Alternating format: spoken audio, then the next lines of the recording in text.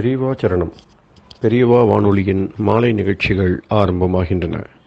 இன்றைய எமது நிகழ்ச்சிகள் நித்திய குரு பாதுகா பூஜா, ஸ்ரீ ரா கணபதி அவர்கள் எழுதிய புத்தகத்தின் ஒளிவடிவம், ஆன்மீக உரை, மகா பெரியவா மகிமை உபன்யாசம். பெரியவா சரணம். பெரியவா சரணம். அடுத்த நிகழ்ச்சி நித்திய குரு பாதுகா பூஜை. शुक्लाम्बरधरम् विष्णुम् शशिवर्णम् चतुर्भुजम् प्रसन्नवदनम् ध्यायेत् सर्वविघ्नोपशान्तये। ममोपात्त समस्त दुरितक्षयद्वारा श्रीपरमेश्वरप्रीत्यर्थम् गुरुप्रसादसिद्ध्यर्थम् गुरुप्रीत्यर्थम् गुरुपादपूजाम् अद्य करिष्ये। गुरुर्ब्रह्मा गुरुर्विष्णुर्गुरुर्देवो महेश्वरः गुरुः साक्षात् परब्रह्म तस्मै श्रीगुरवे नमः। अपारकरुणासिन्धुम् ज्ञानदम् शान्तरूपिणम् श्रीचन्द्रशेखरगुरुम् प्रणमामि मुदान्वहम्। सदाशिवसमारम्भाम् शङ्कराचार्यमध्यमाम् अस्मदाचार्यपर्यन्ताम् वन्दे गुरुपरम्पराम्. எல்லோரும் குருவை பெரிவாளை தியானம் பண்ணிண்டு அர்ச்சனை பண்ணுவோம். அஷ்டோத்திரம். பெரியவா அஷ்டோத்திரம் பல அஷ்டோத்திரங்கள் இருக்கு. அதுல எளிமையா சுலபமா எது இருக்கோ அதை நான் இப்ப சொல்றேன்.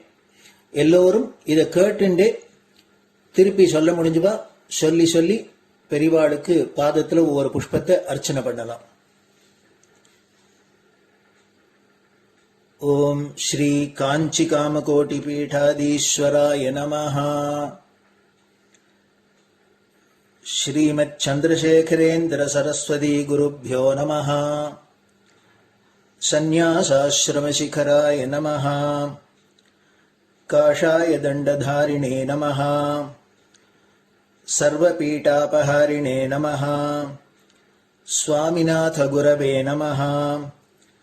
करुणासागराय नमः। जगदाकर्षण शक्तिमते नमः। सर्वचराचर हृदयस्थाय नमः। ओम भक्त परिपालक श्रेष्ठाय नमः। धर्म परिपालकाय नमः। श्री जयेन्द्र सरस्वत्याचार्याय नमः। श्री विजयेन्द्र सरस्वती पूजिताय नमः। शिवशक्ति स्वरूपाय नमः।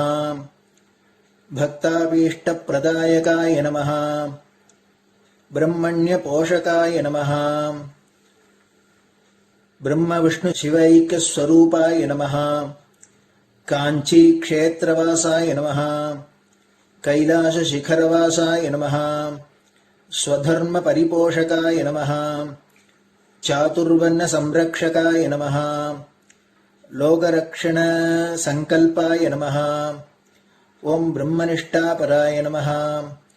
सर्वपापहराय नमः। धर्मरक्षक संतुष्टाय नमः। भक्तार्पितधन स्वीकर्त्रे नमः। सर्वोपनिषत् सारज्ञाय नमः। सर्वशास्त्रगम्याय नमः।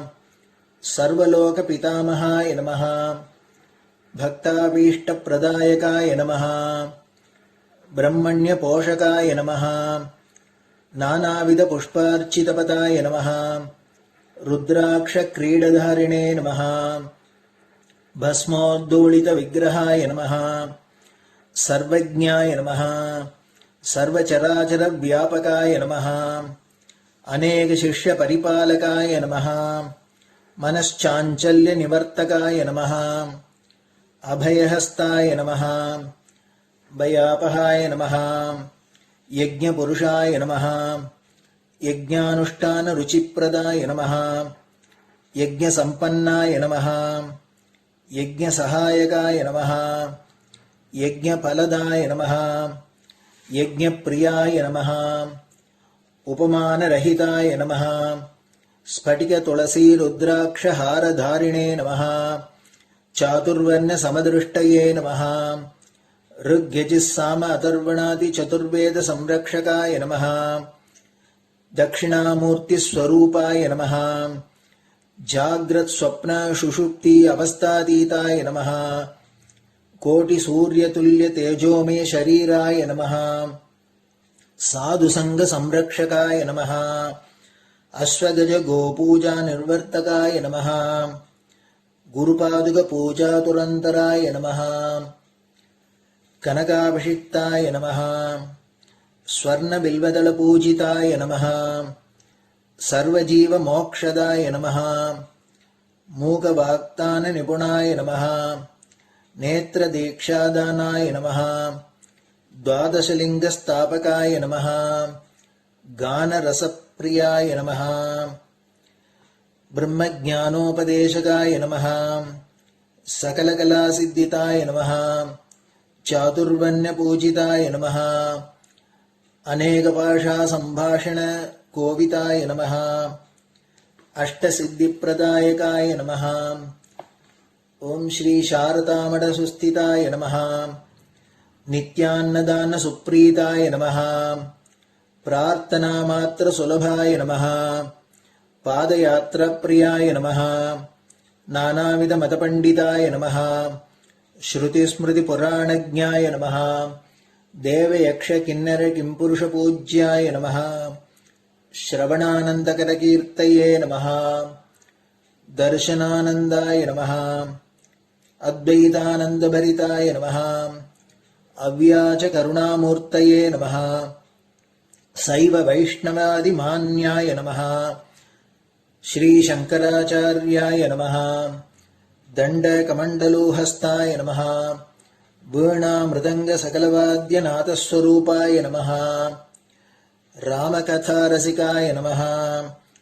वेद वेदांग आगमादि सकलकला सतस्प्रवर्तकाय नमः हृदय गुहाशयाय नमः शतरुद्रीय वर्णितस्वरूपाय नमः केदारेश्वरनाथाय नमः अविद्यानाशकाय नमः निष्कामकर्मोपदेशकाय नमः लघुभक्तिमार्गोपदेशकाय नमः लिंगस्वरूपाय नमः सालग्रामसूक्ष्मस्वरूपाय नमः कालड्यां शङ्करकीर्तिस्तम्भनिर्माणकर्त्रे नमः जितेन्द्रियाय नमः शरणागतवत्सलाय नमः श्रीशैलशिखरवासाय नमः डमरुकनादविनोदाय नमः वृषभारूढाय नमः दुर्मदनाशकाय नमः आभिचारिकदोषहर्त्रे नमः मिताहाराय नमः मृत्युविमोचकशक्त्याय नमः श्रीचक्रार्चनतत्पराय नमः दासानुग्रहकारकाय नमः अनुराधानक्षत्रजाताय नमः सर्वलोकख्यातशीलाय नमः वेंकटेश्वरचरणपद्मषट्पदाय नमः श्री महात्रिपुरसुंदरी समेत श्री चंद्रमौलीश्वर पूजाप्रियाय नमः श्रीमच्चंद्रशेखरेन्द्र सरस्वती सद्गुरु परब्रह्मणे नमः गुरुभ्यो नमः परमगुरुभ्यो नमः परमेष्टिगुरुभ्यो नमः परात्परगुरुभ्यो नमः गुरुपरम्पराभ्यां नमः गुरुपादुकाभ्यां नमो नमः. அடுத்தது ஊதுபத்தி இருந்தா அதை காமிச்சு தூபம், நெய் தீபம் இருந்தா காமிச்சு அதை நெய் தீபம் தீபம் காமிச்சுட்டு நைவேத்தியம் வெத்தலைப்பாக்கு பழம் இதுலேருந்து ஆரம்பிச்சு அவளுக்கு எது சௌரியமோ அதுபடி நைவேத்தியம் பண்ணலாம். அதுக்கு அடுத்தது கற்பூர ஹாரத்தி பண்ணி எல்லோரும் பிரதட்சிண நமஸ்காரம் பண்ணி பெரியவாள்கிட்ட பிரார்த்தனை பண்ணிண்டு எல்லோரும் க்ஷேமமா இருக்கணும், லோகம் பரம மங்களமா சௌக்கியமா இருக்கணும், எல்லோரும் வியாதி வெக்க இல்லாத ஆயுராரோக்கிய ஐஸ்வர்யத்தோட சாந்தம் அமைதியோட ஞான வைராக்கியத்தோட எல்லோரும் நல்லவர்களாயிருந்து நன்மையை அடையணும்னு பிரார்த்தனை பண்ணி இந்த பூஜையை தினம் செய்யலாம். குரு பிரம்மா குருர் விஷ்ணுர் குருர் தேவோ மகேஸ்வரः குரு சாட்சாத் பரபிரம்ம தஸ்மை ஸ்ரீ குரவே நமஹ. அபார கருணா சிந்தும் ஞானதம் சாந்தரூபிணம் ஸ்ரீ சந்திரசேகர குரும் பிரணமாமி முதான்வகம். சதாசிவசமாரம்பாம் சங்கராச்சாரிய மத்யமாம் அஸ்மதாச்சாரிய பர்யந்தாம் வந்தே குரு பரம்பராம். குரு பாத பூஜை நிறைவடைஞ்சது. பெரியவா சரணம். பெரியவா சரணம். பெரியவா வானொலியில் நேயர்கள் அடுத்து கேட்க இருப்பது ஸ்ரீ ரா கணபதி அவர்கள் எழுதிய புத்தகத்தின் ஒளி வடிவம். அளிப்பவர் ஸ்ரீமதி உமா சங்கர் அவர்கள். தேனினும் இனிய சொல்லான் தீச்சுடர் மேனி கொண்டான் ஊனுயிர்க்குயிரதான ஒன்றினைக் கலந்து நின்றான் ஏனினிக் கவலை நெஞ்சே இன்றுனக் அருள் செய்தான் இஞ்ஞானவான் காமகோட்டி நாதனை நம்புவோமே. ஜெய ஜெய சங்கர ஹரஹர சங்கர. மகா பெரியவாளின் உபன்யாசங்களை ரா கணபதி அண்ணா தெய்வத்தின் குரல் என்ற பெயரில் 7 பாகங்களாக தொகுத்து அளித்ததின் 3ஆம் பாகத்தின் அடுத்த பகுதி. காந்தர்வ வேதம், அழகுணர்ச்சி, ஆன்மானுபவம். நிருத்யம் என்பது உணர்ச்சிகளை அபிநயமாக நடித்து காட்டாமல் ஒரு தாளத்துக்கும் சொல்லுக்கட்டுக்கும் ஏற்ப காலால் ஜதிகளை போட்டுக்கொண்டு கைகளால் பல விசித்திரங்களை செய்து காட்டுவதே.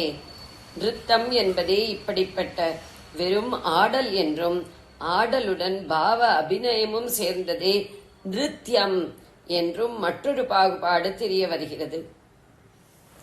நாட்டியம் என்பது ஒரு பாடலுக்கு அர்த்தத்தை விளக்கி அபிநயம் செய்து நடித்து காட்டுவது என்றும் பாகுபாடு சொல்வதுண்டு.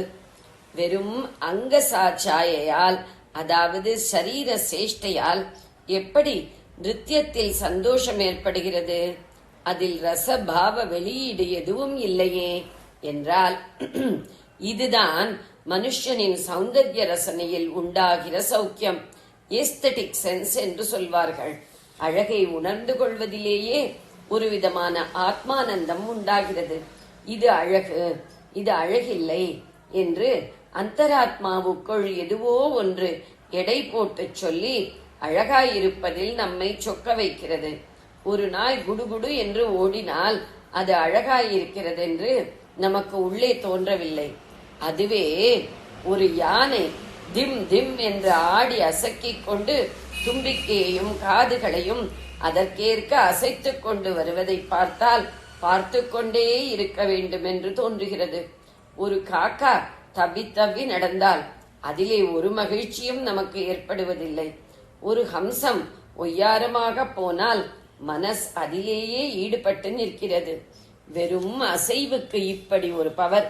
இப்படித்தான் ஜதிகள் என்று சுத்த நிருத்தியத்தில் வெறுமே காலால் அடிப்பதும் கையை அசைப்பதும் இடுப்பை ஒடிப்பதும் அதிலுள்ள டிஃபைன் பண்ண முடியாததான அழகு என்ற அம்சத்தால் நமக்கு ஆனந்தத்தை உண்டாக்குகின்றன.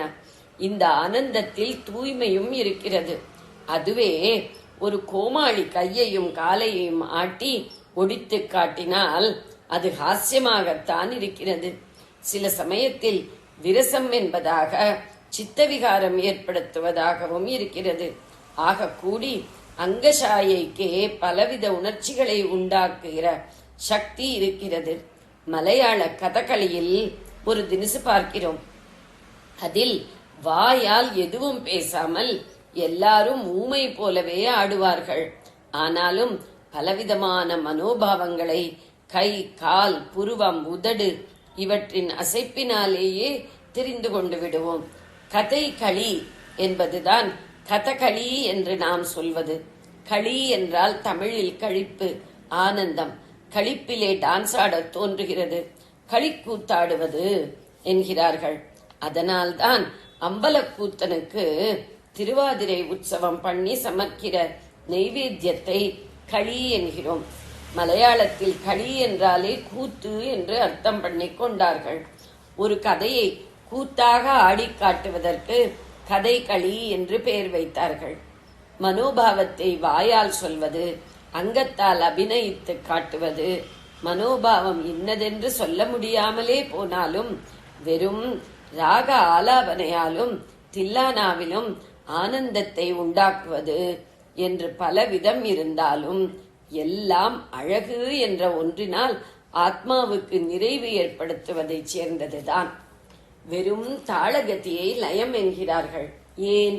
அதற்கு நம் மனசை அப்படியே லயித்திருக்கும்படி செய்கிற சக்தி இருக்கிறது. மிருதங்கம் வாசிக்கிறபடி வாசித்தால் அந்த ரசாஸ்வாதத்தில் ஆத்மலயிப்பு உண்டாகி விடுகிறது. ஸ்ருதி, ராகம் எல்லாம் இப்படித்தான். வெறும் சப்தம் அதன் பலவிதமான அழகுகளால் ஹிருதயத்தின் ஆத்மானந்தத்தை உண்டாக்குகிறது. இப்படி சொன்னால் என்ன அர்த்தமாகிறது? ஆத்மானந்தத்தை பரமாத்மா தவிர யார் தர முடியும்? அதனால் இந்த கலா சௌந்தர்யம் எல்லாம் கடைசியில் ஈஸ்வராம்சம்தான் என்று தெரிகிறது. அத்தனை அழகுக்கும் ஆதாரம் ஈஸ்வரன் தானே. சௌந்தர்ய லகரி என்றே ஆச்சாரியாள் அம்பாளின் அழகு பிரவாகத்தை சொல்கிறார். இதனால்தான் சந்தியாவானத்தை பார்த்தால் மனசில் ஒரு தெய்வீகமான இன்பம் உண்டாகிறது. காரணம் கேட்டால் என்ன சொல்வது? புஷ்பத்தை பார்த்தால் ஒரு வார்த்தையும் அர்த்தமும் இல்லாமல் குயிலும் கிளியும் கூவுகிறதை கேட்டால் சற்று முன் சொன்னது போல ஒரு மனுஷனே இப்படி ஒரு வார்த்தையும் அர்த்தமும் இல்லாமல் ஒரு ராகத்தை ஆலாபனை பண்ணி கேட்டால் அது நெஞ்சை தொட்டு ஆனந்தத்தை உண்டு பண்ணுகிறது. ஆனந்தம் என்றால் சிரிக்கிறது என்ற அர்த்தமில்லை. கண்ணிலே ஜலம் கூட வந்தாலும் வந்துவிடும். கண்ணன் குழலோசை என்று நினைத்து கொண்டாலே ஒரு உருக்கம் உண்டாகிறது. அழுகையானாலும் உருக்கமானாலும் அதிலே சுத்தமாக, சாந்தமாக, பவித்திரமாக எதுவோ ஒன்று ஆத்மாவை கவ்விக்கொள்கிறது. அது ஈஸ்வராம்சம். அழகு என்பது அதுதான். ஒரே அடுக்காய் ஹிமாலயத்தில் பனி மூடியிருப்பதை படத்தில் பார்த்தால் கூட ஆனந்தம். நமக்கு உள்ளேயும் அப்படி ஐஸ் மாதிரி ஜிலுஜிலிப்பு ஏற்படுகிறது. தாஜ்மஹாலை பூர்ணிமை நிலவில் பார்க்கணும் என்றே தேசம் விட்டு தேசம் வருகிறான். அழகுக்கு ஆத்மானந்தத்தை உண்டு பண்ணும் சக்தி இருப்பதால் தான். இந்த சக்தி அதற்கு எப்படி இருக்கிறது என்றால் அதிலே உள்ள ஈஸ்வர சாநித்தியத்தால் தான். கீதையில் விபூதி யோக முடிவிலே பகவான் இதைத்தான் சொல்லி இருக்கிறார். விபூதி என்றால் விபுவின் லட்சணம். விபு என்றால் சர்வவியாபி. சர்வவியாபியாக உள்ளவன் என்றால் எல்லாம் அவனே என்று அர்த்தம். ந ததஸ்தி வினா யத் ஸ்யாங் மயா பூதம் சராச்சரம். என்னை தவிர சராச்சரத்தில் எதுவாவது ஒன்று உண்டோ என்றால் கிடையவே கிடையாது என்கிறார். இப்படி எல்லாமாயிருப்பது அவன்தான் என்று ரொம்பவும் ஞானிகளுக்குத்தான் தெரியும். கல்லு, மண்ணு நல்லது மாதிரியே கெட்டது, அழகானது மாதிரியே அவலட்சமானது எல்லாம் அவன்தான் என்று அபூர்வமாய் எங்கேயோ ஒரு ஞானிக்குத்தான் தெரியும். மற்றவர்கள் எப்படி தெரிந்து கொள்வது? அதற்காகத்தான் தான் சர்வவியாபியான விபுவான போதிலும் சராசரி மனுஷனுக்கு தன்னுடைய மகிமை எதெது, யாரார் சிருஷ்டியில் ரொம்ப உயர்ந்தவையாக உயர்ந்தவர்களாக இருக்கின்றனவோ இருக்கிறார்களோ அங்கேதான் பிரகாசமாக தெரியும் என்று சொல்லி இப்படிப்பட்ட வஸ்துக்களையும் ஆசாமிகளையும் ஒரு பெரிய லிஸ்டாக விபூதி யோகம் என்று அத்தியாயம் பூரா கொடுத்து கொண்டு போகிறார். எல்லாமான அவர் இன்னின்னதில் தாம் விசேஷமாக பிரகாசிப்பதாக லிஸ்ட் கொடுக்கிறார். எல்லாவற்றிலும் அவருடைய சாநித்தியத்தை தெரிந்து கொள்ள முடியாமல் கேஷு கேஷு ச பாவேஷு சிந்தியோ அசி பகவன் மயா.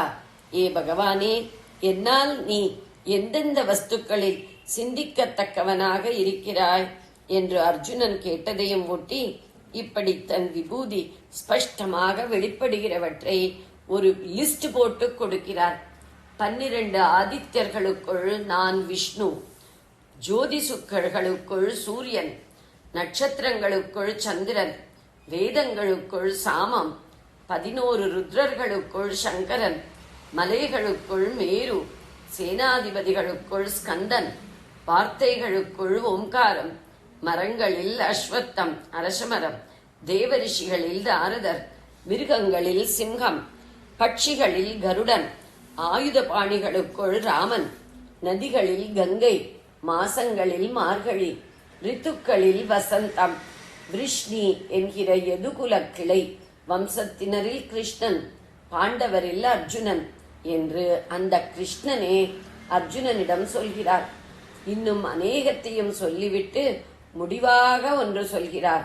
யத் யத் விபூதி யத் சாத்வம் ஸ்ரீமத் ஊர்ஜிதம் ஏவவா தத்ததேவாவகச்சத்வம் மம தேஜோம்ச சம்பவம். அதாவது எதது ஸ்ரீ உள்ளதாக, அதாவது லக்ஷ்மீகரமாக இருக்கிறதோ, எதது மிகவும் சக்தி வாய்ந்ததாக இருக்கிறதோ அதெல்லாம் என்னுடைய தேஜஸின் அம்சமாக உத்பவித்தது என்று தெரிந்துகொள் என்று முடிக்கிறார். ஸ்ரீ உள்ளது, லக்ஷ்மீகரமானது என்றால் அழகானது, மங்களமானது, நல்லது, மனசுக்கு தூய்மையான இன்பம் கொடுப்பது என்று அர்த்தம். இங்கே பகவான் தன்னுடைய விபூதி என்கிற மகிமையானது மிகவும் சக்தி வாய்ந்த ஊர்ஜித வஸ்துக்களில் இருப்பதாக மட்டும் சொல்லாமல் அழகு வாய்ந்த ஸ்ரீமத்தான வஸ்துக்களிலும் இருப்பதாக சொல்லியிருப்பதே கவனிக்க வேண்டியது. பகவத் விபூதியான இந்த அழகுணர்ச்சியை வைத்துத்தான் காந்தர்வ வேதமானது உபவேதம் என்கிற பெருமைக்கு உரியதாக உண்டாகியிருக்கிறது. கண்ணுக்கு டான்ஸ், காதுக்கு பாட்டு, மனசுக்கு நவரசங்கள் என்பதாக இந்திரிய சௌக்கியங்களை தருவதாக தோன்றினாலும் இந்த வித்தைகள் சாமவேதத்தை அடிப்படையாக கொண்டு உண்டானவை என்பதனாலேயே இவற்றுக்கு பெருமை ஏற்படுகிறது. வேதங்களுக்குள்ளே தாம் சாமமாயிருப்பதாகவும் பகவானே சொல்லியிருப்பதால் இன்னும் பெருமை.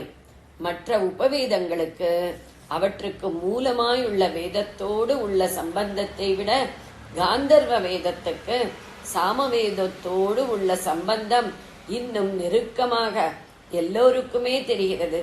சாமகானத்தின் ஸ்வரங்களிலிருந்துதான் சப்த ஸ்வரமும் உண்டாயிருக்க வேண்டும் என்று சாமகானத்தை கேட்கிற எவருக்கும் தெரிகிறது.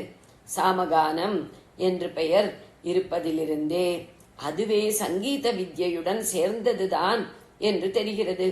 லலிதா சகஸ்ரநாமத்தில் சாமகான பிரியா என்று அம்பிகைக்கு ஒரு பெயர் சொல்லி இருக்கிறது.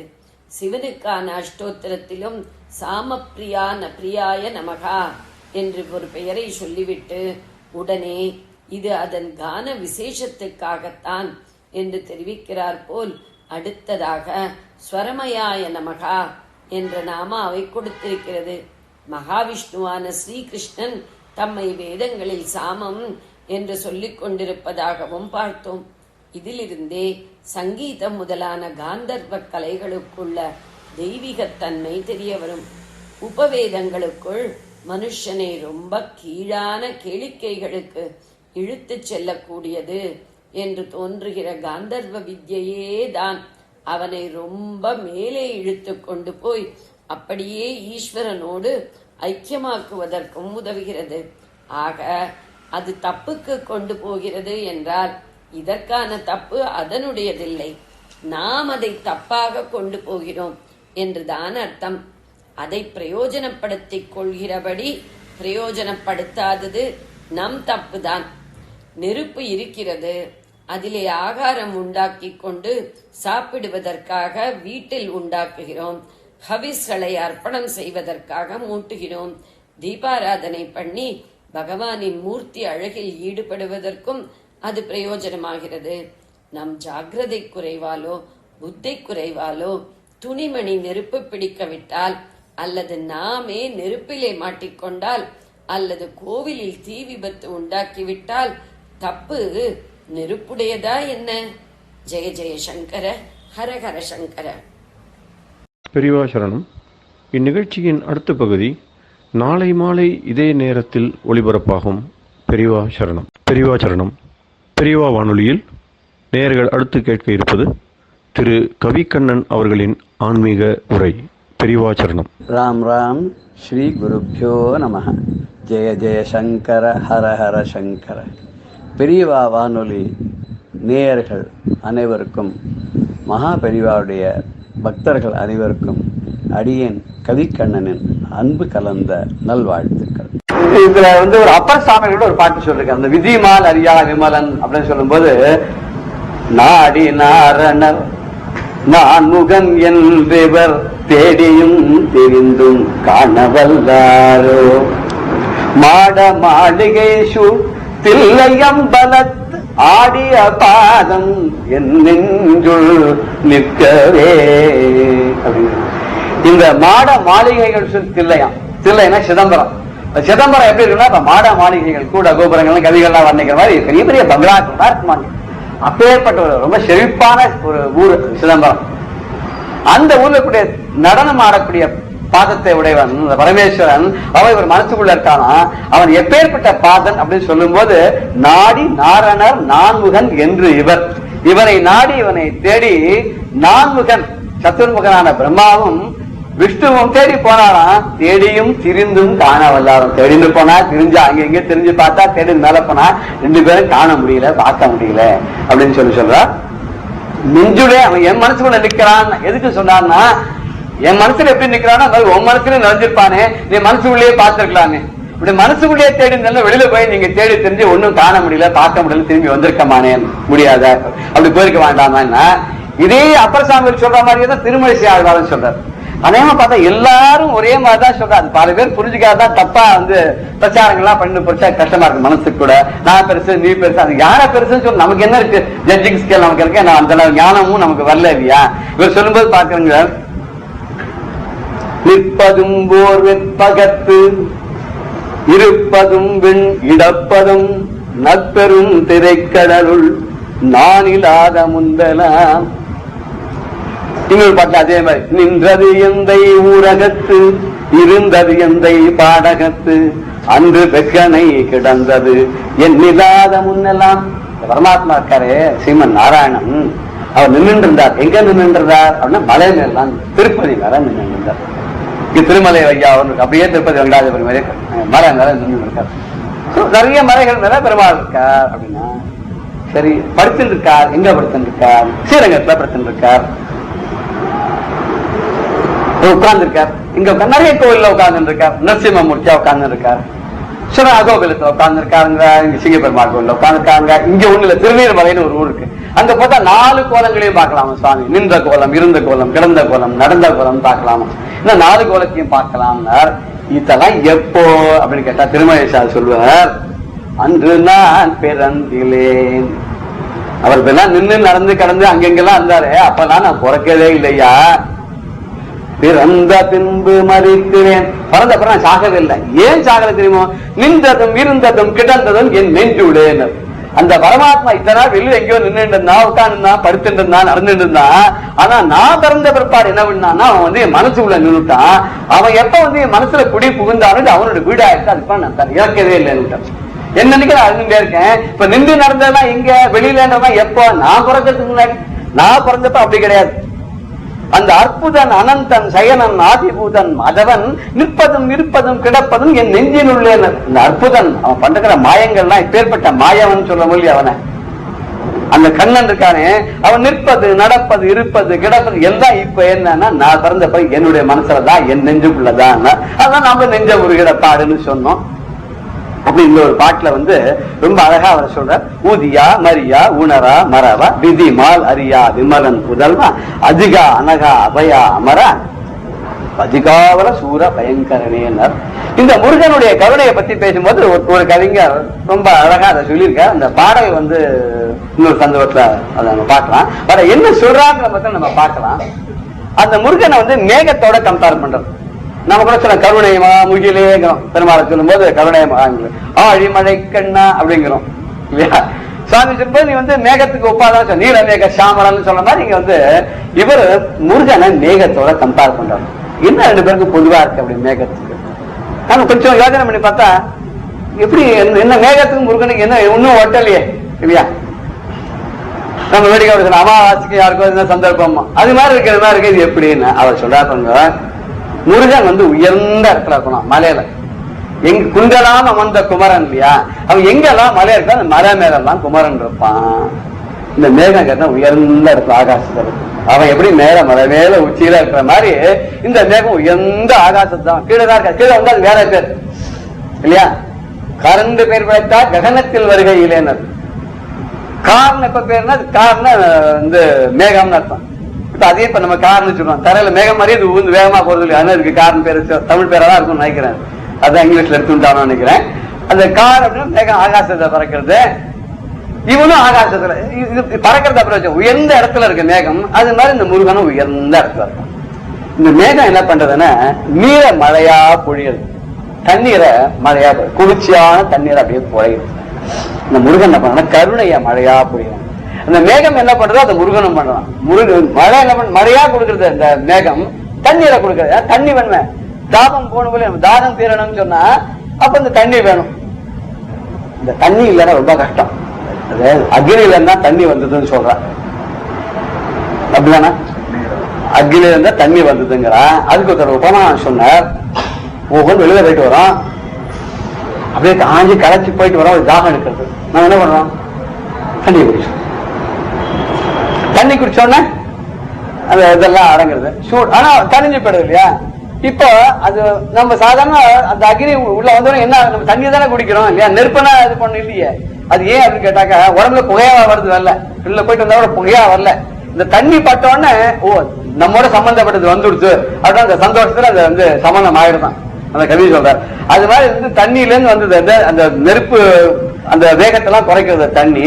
அந்த தாகத்தை எப்படி குறைக்கிறதோ அது மாதிரி மனுஷாவுக்கு தாகத்தை குறைக்கிற தண்ணி மாதிரி அந்த தாபத்தை குறைக்கிறான் முருகன் கருணை மழையை பொழிஞ்சு. ஒரு ஏக்கம், பகவானை பார்க்கணுங்கிற ஏக்கம் இருக்கு, அவனையே படிக்கின்ற அடியார்களுக்கு எப்ப அவனுடைய கருணை கிடைக்கும் இருக்கு. அப்படி ஆடி பாடி திருப்புகளை பாடி பாடி அவனை நாடி தேடி ஓடி வராது இல்லையா, அந்த பக்தர்களுக்கு அருள் பண்றதுக்கான கருணைய மழையா பொழிறான். இவனும் மேக மாதிரி இருக்காங்க. முருகன்ட்ட சேவல் கொடி இருக்கு. சூரபத்மன் கடைசியில ரெண்டா இருக்கூறாக பிளந்த உடனே அவன் என்ன பண்ணா, ஒண்ணு சேவல் கொடியா மாறினா, இன்னொன்னு மயிலாக மாறினா. மயில வாகனமா வச்சிருந்தா, சேவலை கொடியில வச்சிருந்தார் முருகன். அவன் அழிக்கல. முருகன் வந்து சம்மானம் பண்ணிட்டாங்க. சூரபத்மன் சம்மானமே பண்ணல, அவனுக்கு வேற ஒரு ரூபத்தை கொடுத்து வச்சிருந்தார். இதேதான் அண்ணாவும் பண்ணார். கஜமுகாசன சம்மானம் பண்ணல, மூஞ்சோராக்கி தான் வச்சுட்டு வாகனமா வச்சுட்டார். எல்லாம் தெய்வாலாம் எப்படின்னா சிக்ஷை பண்றதுன்னு திருத்தத்துக்காக தான் பண்ணுவாங்க, தண்டனை கொடுத்து அழிச்சிட மாட்டாலாம். ராவணாதிகளை பார்த்தா கூட நம்ம லோகத்துல பார்க்கும் அழிஞ்சப்படுறதுக்கு திட்ட தேவஜானா மறுபடியும் அங்கதானே போயிட்டான் இல்லையா? இப்படிதான் அவெல்லாம் பண்ணிருக்கா. இவனுக்கு சேவல் கொடியா இருக்கு. முருகனுக்கு மேகத்துக்கு என்ன கொடினா மின்னல் கொடி இருக்கான். கொடி போல பிரச்சனை மின்னல் கொடியா வச்சிருக்கான். இவன் சேவல் கொடி வச்சிருக்கா, அது மின்னல் கொடி வச்சிருக்கா. மேகத்துக்கு ஒப்பாயம் இருக்கான். அடுத்தது எங்கும் பறந்தது, எல்லாத்தையும் வியாபிச்சிருக்கு மேகம். எங்க பார்த்தாலும் அகில உலகத்திலேயே மேகம் இருக்க, மழை பெய்யுறது இந்த இடத்துல அந்த இடத்துல இதுதான் அங்க போய் பெய்யணும் இல்லையே. ஒரே சமயத்தில் இந்தியா முழுக்க பருவ காலம் வந்துருது, எல்லா இடத்தையும் மழை பெய்யல. அது மாதிரி முருகனும் இங்க பழனிக்கு போனாதான் கருணை கிடைக்கும். இன்னொரு எங்க யாருக்கு எங்க லயிக்கிறதோ அங்க எந்த ஊர்ல இருக்குமோ அந்த இடத்துல மழை பெய்யற மாதிரி நீங்க எந்த கோயிலுக்கு போனா அந்த இடத்துல வந்து நமக்கு அருளை பண்றான். அந்த மழை எப்படி எல்லா ஊர்லயும் எல்லாத்தையும் சர்வ வியாபியா மேகம் இருக்கிற மாதிரி பகவானும் சர்வ வியாபியா எல்லாத்தையும் 6 படை வீடு நம்ம ஐடென்டிஃபை பண்ணி வச்சுக்கோம். அது இல்லாத பல படை வீடுகள்லயும் அவன் இருக்கான். மகாவிஷ்ணு 10 அவதாரம் சொல்லிக்கிறோம், ஆனா 10 இல்ல, 10க்கு மேல எத்தனையோ அவதாரங்கள் கணக்குல வராது இருக்கிற மாதிரி இவனுக்கு 6 படை வீடு தவிர பல இடங்கள்ல வந்துட்டு இருக்கான். அது எங்கும் பறந்து மேகம் இருக்கு, இவனும் எங்கேயும் சர்வ வியாபியா இருந்துட்டு இருக்கான். அப்புறம் எல்லையே இல்லாது. நம்ம சொல்லும் போது தப்பா வாக்கு சம்ஸ்கிருத ஞானம் இல்லாத இந்த தப்பா அடிக்கடி பண்ணிடுறோம் நாங்களாம். சீமான எல்லை, எல்லை இல்லாத நிச்சயமா இருக்கணும். அம்பாவுக்கு நிச்சயமா மகிமான்னு நான் அசீமான்னு தப்பு அது இன்னைக்கு அது ஒரு தப்பு நான் பண்ணிருக்கேன் சொல்லியிருக்கணும்.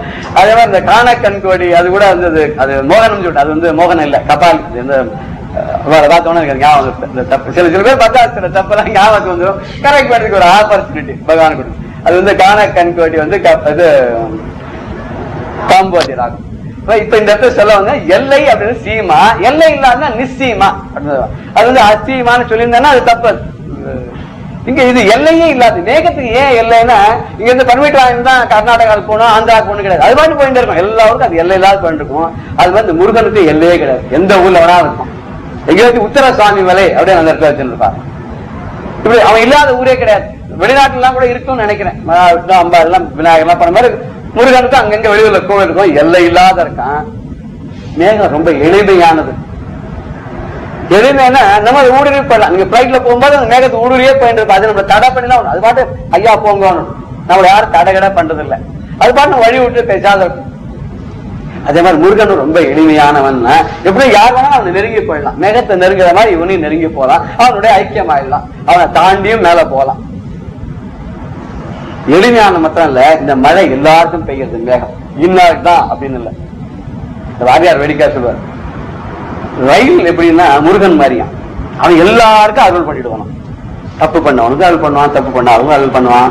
தினம் கோயிலுக்கு போயிட்டு கும்பிடுறவனுக்கும் பண்ணுவான். ஒரு நாள் திடீர்னு ஒரு நாள் முருகான்னா அவனுக்கும் பண்ணுவாங்க. எப்படி இந்த ரயில் இருக்கு பாருங்க, டிக்கெட் வாங்கிட்டவனையும் ஏத்துக்குமா, டிக்கெட் வாங்கிக்காதவனையும் ஏத்துமா, பணக்காரனையும் ஏத்துக்குமா, ஏழையும் ஜாதிக்காரனையும் ஏத்துக்குமா, போயிட்டவனையும் ஏத்துக்குமா. இது கவலை. நடுவில் இறங்கிட்டானா அதை பத்தி கவலைப்படாதான், நடுவில் ஏறிந்தானா கவலைப்படாதான், கடைசி வரைக்கும் வந்துட்டு போறவனும் கவலைப்படாது. அது வந்தாலும் வந்த மாட்டை கட்டுறது இல்லை, ஓடுற மாட்டை பிடிக்கிறது இல்லைன்னு அது மாதிரி இது எதுக்கும் கவலை. அது மாதிரி முருகனும் உண்ணாதுழினும் உன்னினும் வேறொன்று இல்லையே, மின்னாயிரம் ஒரு மெய் வடிவாய் விளங்கிடு அண்ணாவக மகிழ் ஆனந்தவல்லி அருமறைக்கு முடிவாய் முதலாய் முடிவெங்கமாய். அவள் வந்து உண்ணாது ஒழியினும் உன்னினும் வேறொன்று இல்லையா. அதாவது அவளுக்கு ஒண்ணு இல்லை, நீ பணிஞ்ச பணியில நீ தொடர கோயிலுக்கு போறப்படாது, ஒன்னு இஷ்டம், உனக்கு நல்லது, அவளுக்கு ஒண்ணு இல்லைன்ற மாதிரி இவனுக்கு அதனால எந்த விதமான பாதிப்பும் கிடையாது. ரொம்ப எளியவன், எல்லாருக்கும் அருள் பண்ணுவான். பாரபட்சமே இல்லாத அருள் பண்றாங்க.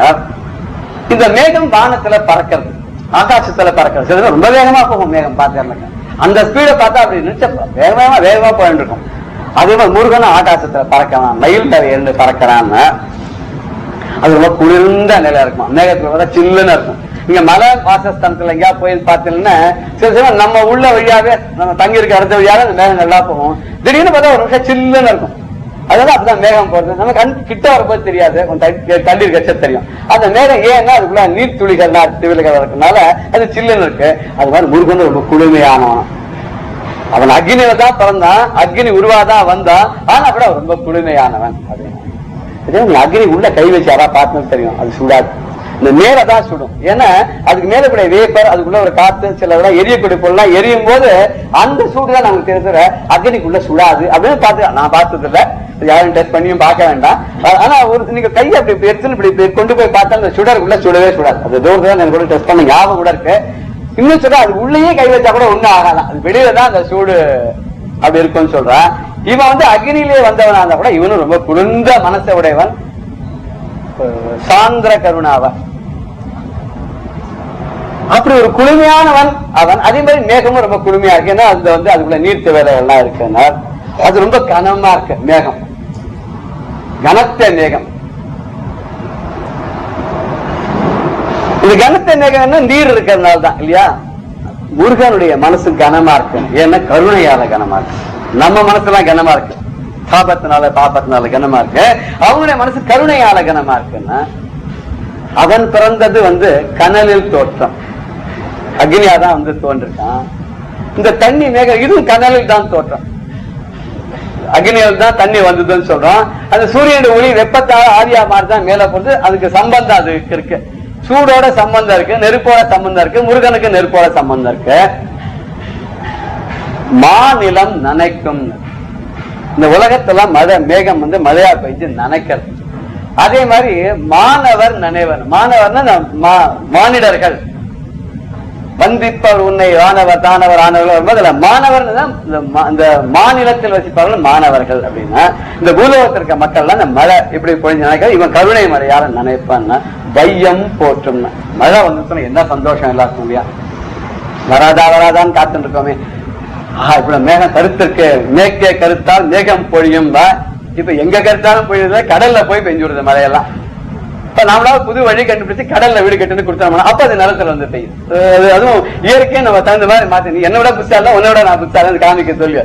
இது வந்து வந்துடுத்து மழை பெஞ்சிருக்கோம், ஆடா மழை வந்துடுத்து, சீசன் ஆரம்பிச்சு விட்டுங்கிறோம், இந்த பருவ காலம் தோன்றிடுத்து அப்படிங்கிறான், மழை பெய்ய போறது. இதே மாதிரி எப்படி மேகத்தை எல்லாரும் வரவேற்று போற்றாலோ அது மாதிரி வையம் வணங்கும், அவனை போற்றும், முருகப்பெருமானை போற்றும், போற்றி தொழுவார்கள். பாராப்பட்ட எல்லாரும் இந்த முருகனை வேண்டாம்னு சொல்றவாறே கிடையாது. அப்படி அந்த முருகனை போற்றி பணிவார்கள் எல்லாரும். மழை மேகம் வந்து பிரதிபலன் கருதாது மழை பெய்யும். நம்ம திருப்பி என்ன செய்ய போறோம் அதுக்கு கிடையாது. எல்லாருக்கும் மழை, நீ கொடுத்தாலும் கொடுக்காட்டாலும் வந்தாலும் எல்லாருக்கும் அள்ளி கொடுத்துறது மழை. எல்லா ஊர்லயும் நல்லவா கெட்டவா எல்லாருக்கும் மழை பெஞ்சு விடுது.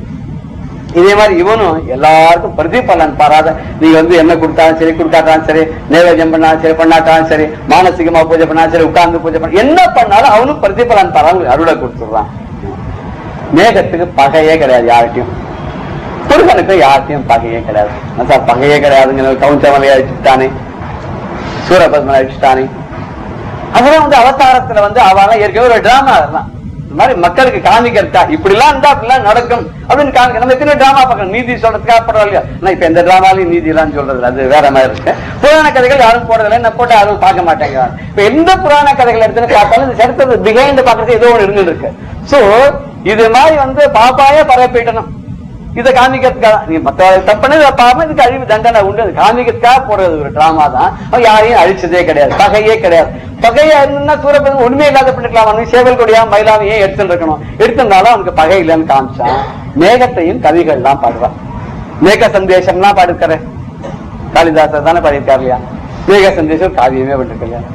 அது மாதிரி கவிகள் எல்லாம் முருகனையும் பாருங்க, எத்தனை பேர் பாடியிருக்கான். கந்தராலங்காசிலிருந்து எடுத்துட்டா ஒண்ணு, கந்த அனுபூதியில இருந்து, புஜங்க ஸ்தோத்திரத்துல இருந்து, அப்படி ஒரு குமார சம்பவத்திலிருந்து பார்த்தா முருகனை பாடாத கவிகளே கிடையாது. தூற்றினும் மழை, நீங்க மழை என்னதான் திட்டி தூற்றி வாரி அரைச்சாலும் கூட அது பெய்ய வேண்டிய காலத்தை பெஞ்சுட்டு போயிடும். அது மாதிரி முருகனை நான் சொல்றேன், கடவுளே உனக்கு கண்ணு இருக்கா, நீ இப்படி பண்றியா அப்படின்னு திட்டுவான். நமக்கு நம்ம நினைச்ச உடனே வாசல் நிக்கணும்னு நினைக்கிறோம். நம்ம குழந்தைல கூப்பிட்டா வர மாட்டேங்குது. அவனை கூப்பிட்டா அதுக்கு ஒரு பதம், ஒரு பக்குவம், அவன் எப்படி கூப்பிடவோ அப்படி கூப்பிட்டாதான் வரும். அருணகிரிநாதர் இடத்துல கூப்பிடுறார். யாரா கூப்பிடுறாரு திருப்புகழ்ல? முருகனையே கூப்பிடல, ராமனை கூப்பிடுறார். 16 விதமான பேர் சொல்லி, எந்தை வருக ரகுநாயகா வருகன்னு ஆரம்பிச்சு ஒரு 16 பேரை சொல்லி ராமனை இப்படி ராமனை கொஞ்சம் அழைக்கிறான். யாரு? யசோதை அழைக்கின்ற ராமனுக்கு மருகனேன் எல்லாத்தையும் சொல்லிட்டு கடைசியில இன்னாருக்கு பிள்ளையே, இன்னாருக்கு தம்பியே, இன்னாருக்கு மருகனேன் திருப்புகழ் முடிச்சிருப்பார். இப்படி அழைக்கிறார். தூற்றினாலும் சரி, இந்த மழை பெய்யுற மாதிரி இவனை தூற்றினாலும் சரி, புகழ்ந்தாலும் சரி, அவன் கொஞ்சம் கூட அவனுக்குனால ஒரு இதுவே கிடையாது, ஒரு பாதிப்பே கிடையாது. சரி சார் ஏதோ பாவம் தாபம். இப்போ குழந்தைக்கு நாம பேசுற அம்மா என்ன பண்றான், ஏதோ பாவம், அதுக்கு கஷ்டம், மனசு கஷ்டம், ஏதோ சொல்லிட்டு போ. பிள்ளை திட்டான், அவனுக்கு எந்த ஆபீஸ்ல என்ன கஷ்டமோ என்ன அடைஞ்சோ, வீட்டுல யார்கிட்ட காமிப்பான், நம்ம தான் காமிப்பான் அப்படின்னு சொல்றாங்க. இது மாதிரி இவனும் யார்கிட்ட போய் சொல்லுவான், அவன் கட்டத்தை நம்ம தான் சொல்லுவான், சொல்லட்டும்.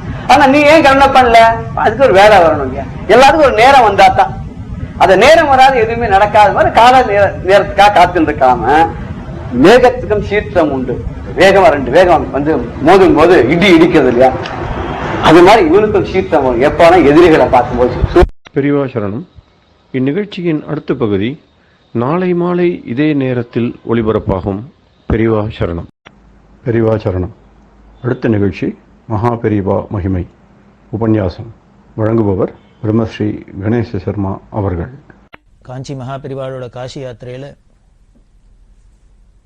பல க்ஷேத்திரங்கள் பெரியவா தரிசனம் பண்ணா, பல தீர்த்தங்கள்ல ஸ்நானம் பண்ணினா.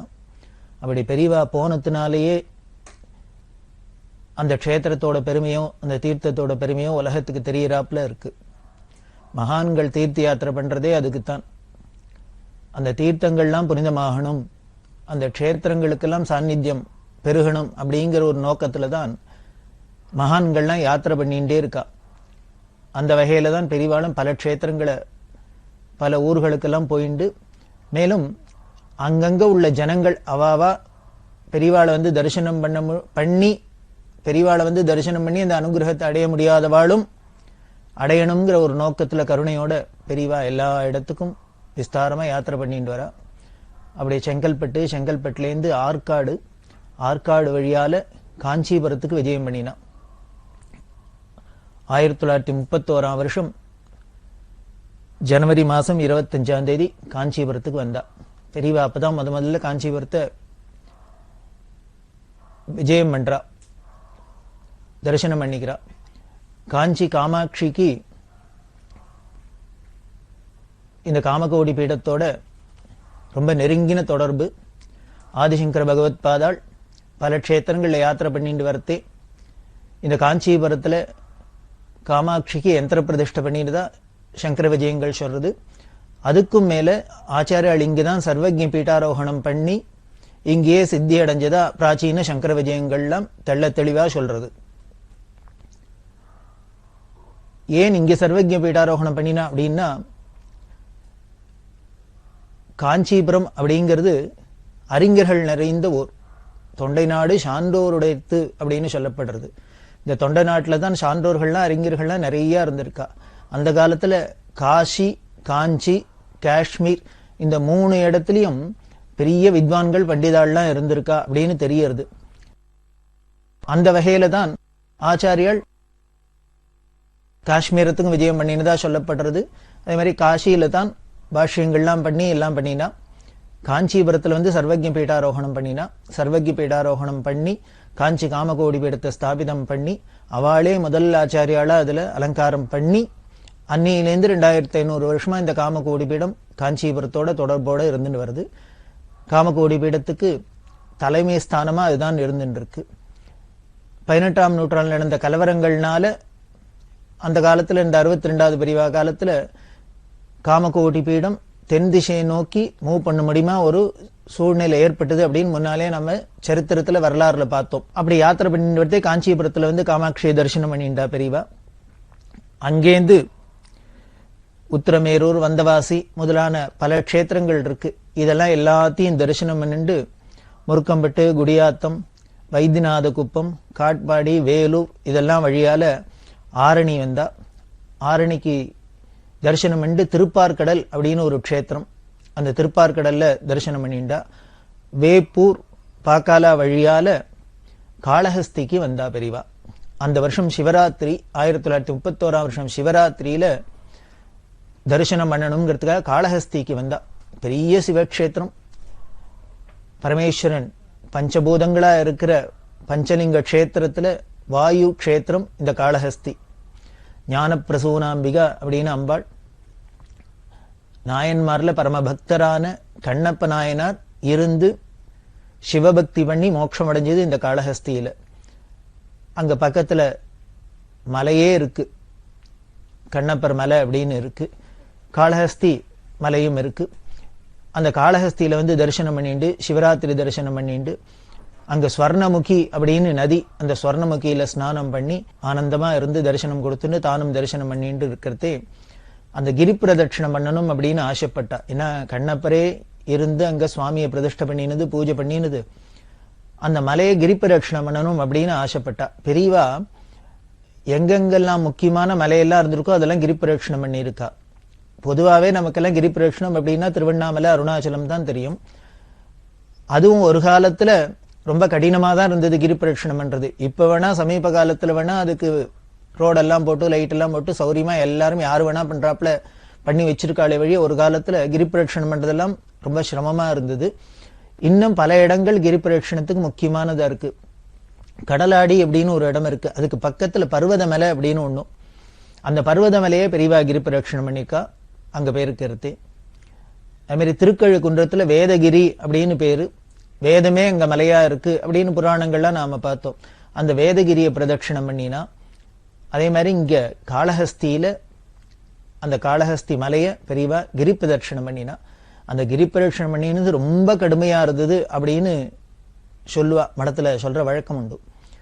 நல்ல வெயில் ஏறிடுத்து போக முடியல. அதாவது வழி சரியா இல்லாதனால ஒரே புதர் காடா இருந்ததுனால அப்பப்போ போக போக முன்னாலதான் வெட்டி வெட்டி அந்த இடத்துல சுத்தம் பண்ணிட்டு அதுல நடந்து போறாப்புல இருந்தது. பல பேர் பேருக்கா. பெரியவாளோட இந்த கிரி பிரதட்சணம்ங்கிறது ரேராச்சே, இது கிடைக்கட்டுமே அப்படின்னு எல்லாரும் பேருக்கா. ஆனா போன வாழால பல பேரால அந்த கிரி பிரதட்சணத்துல பாதிக்கு மேல தாண்ட முடியல. ஒரே வனாந்தரமா இருக்கு, வழி எல்லாம் சரியா இல்ல, கல்லு முள்ளுமா இருக்கு. நேரம் ஆக நல்ல வெயில் ஏறி எடுத்து என்ன பண்றதுன்னு தெரியல. ஆனா பெரியவா பாட்டுக்கு ரொம்ப கூலா சாதாரணமா பிரதட்சணம் பண்ணிட்டு வரா. அப்ப சொல்லுவா, ஷாக்கெல்லாம் கொண்டு வர சொல்லி ஊர்லேருந்து மடத்திலேருந்துலாம் இருந்த இந்த உக்ராணத்துல இருந்த ஷாக்கெல்லாம் கொண்டு வர சொல்லி அதை நினைச்சு முன்னால போட்டு அதுல எல்லாரும் நடந்து போவாளாம். யாராலெல்லாம் அந்த கால் சூடு தாங்கலையோ அவளும் நடந்து போவாளாம். சிவராத்திரி சமயத்துல பார்த்தா மாசமா இருந்தா கூட பகல்ல ரொம்ப கடுமையான வெயிலா இருக்கும், ராத்திரியில நல்ல பனி இருக்கும், குளிர் இருக்கும். அப்படி ஒரு சீசன் அது. அதனால அந்த மத்தியான வெயில தாங்க முடியாத கிரி பிரதட்சணத்துல பல பேர் சிரமப்பட பெரியவா இது மாதிரி ஒரு ஐடியா கொடுத்து ஷாக்கை கொண்டு வந்து அதை நினைச்சு தரையில போட்டுன்னு அதுல நடந்து வருது. எல்லாரும் இந்த தடையில போட்டோன்னு இந்த ஷாக்கே ட்ரை ஆயிடும், காஞ்சி போயிடும் ட்ரையர்ல போட்டாப்புல. அப்படி ஒரு கடுமையான வெயில்ல இந்த கிரி பிரதட்சணம் பண்ணினா காளஹஸ்தியில.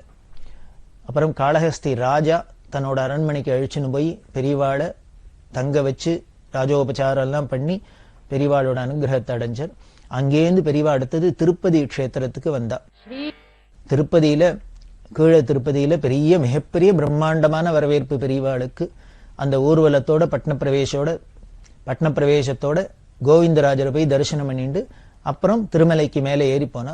அந்த காலத்திலயும் 1931 திருமலைக்கு ஏறி போறது அப்படிங்கிறது ரொம்ப சிரமமான காரியம்தான். மலை ஏறி போறது அப்படிங்கிறது அநேகமா எல்லாரும் ஏறித்தான் போவா, பாதசாரியா நடந்துதான் போறது அப்படிங்கிற ஒரு சம்பிரதாயம், இந்த பிரார்த்தனையை பண்ணிட்டு போற வழக்கம்.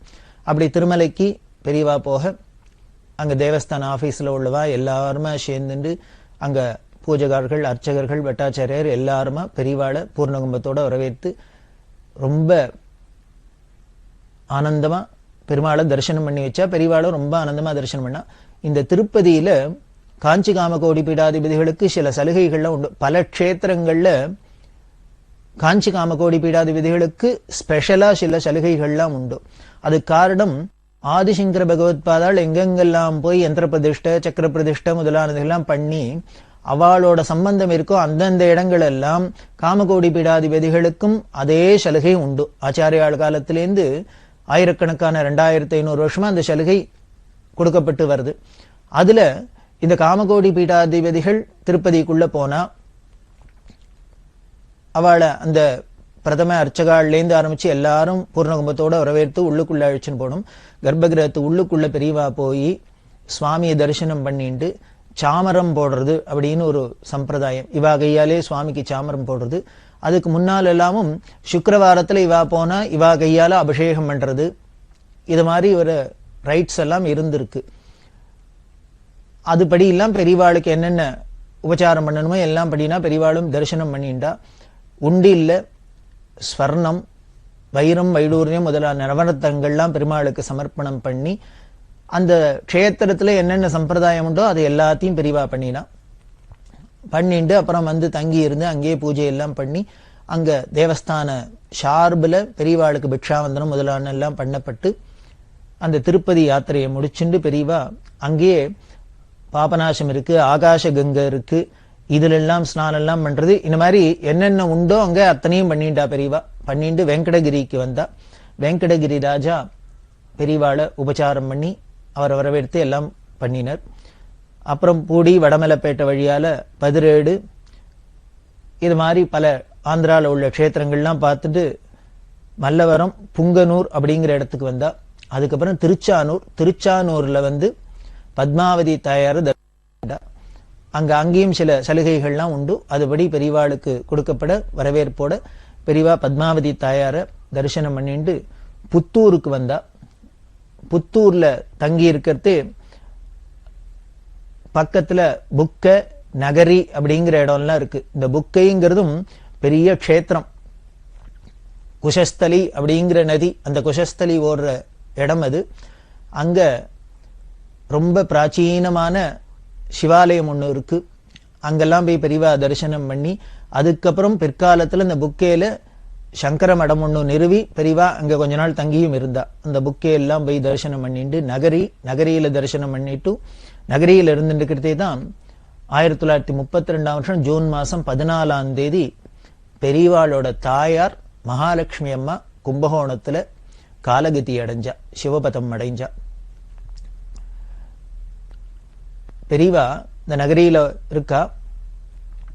வித்வான்களோட சதஸ் நடந்ததுக்கு எல்லாரோடையும் பேசின்னு இருக்கா. பேசின்னு இருக்கிறது மடத்துக்கு ஒரு தந்தி வந்தது. அந்த தந்தியை எடுத்துட்டு நேர மேனேஜர் பெரியவாள்கிட்ட வந்தார். சொல்ல போற என்ன தந்தி வந்திருக்கு, ஏன்னா அந்த காலத்துல தந்தி அப்படின்னாலே ரொம்ப முக்கியமான விஷயமா இருக்கிறதுனால இந்த தந்தியை உடனே பெரியவாள்கிட்ட தெரிவிக்கணும் அப்படிங்கிறது பெரியவாளோ வித்வான்களுக்கு நடுப்புற உட்காந்து பேசின்னு இருக்கா. அவர் தந்தி எடுத்துன்னு வரத்தையே பெரியவா அப்படி கையை காமிச்சா. அங்கேரு அப்படின்னு ஒன்னும் ஜாடையில சொன்னா. அவர் ஒன்னும் சொல்லல. ஆனா அவரோ முக்கியமான சமாச்சாரம் பெரியவாள்கிட்ட சொல்லணும்னா அப்ப கிட்டக்கு வராத, சொல்ல வேண்டாம்னு சொல்றாளேன்னு இவருக்கு தவிச்சுன்னு இருக்கிறதே பெரியவா இந்த வித்வான்கள்லாம் பார்த்து கேட்டா, ஒரு சன்னியாசியோட தாயார் காலம் ஆயிட்டாக்க அதை கேட்டாக்க அந்த சன்னியாசி என்ன பண்ணணும்னு சாஸ்திரம் சொல்லியிருக்கு, நீங்கெல்லாம் சொல்லுங்க அப்படின்னு வித்வான்கள்கிட்ட கேட்டா. இந்த வித்வான்கள்ட்ட எல்லாம் கேட்டோன்னு என்ன திடீர்னு சம்பந்தம் இல்லாத எதுக்கு பெரியவா சன்னியாசி தாயார் வியோகத்தை பத்தி கேட்கிறா அப்படின்னு அவளுக்கு ஒரு சந்தேகம், கவலை வந்துடுத்து. அதுக்கு மேல தந்தி வந்திருக்கு அப்படிங்கறதுல அந்த சிச்சுவேஷன்ல எனக்கு தெரியறதே. உடனே எல்லாரும் 4 மணி 7ன்னு கணக்கு போட்டா. என்னன்னா பெரியவாளோட தாயார் கும்பகோணத்துல இருக்கா அப்படின்னு தெரியும்.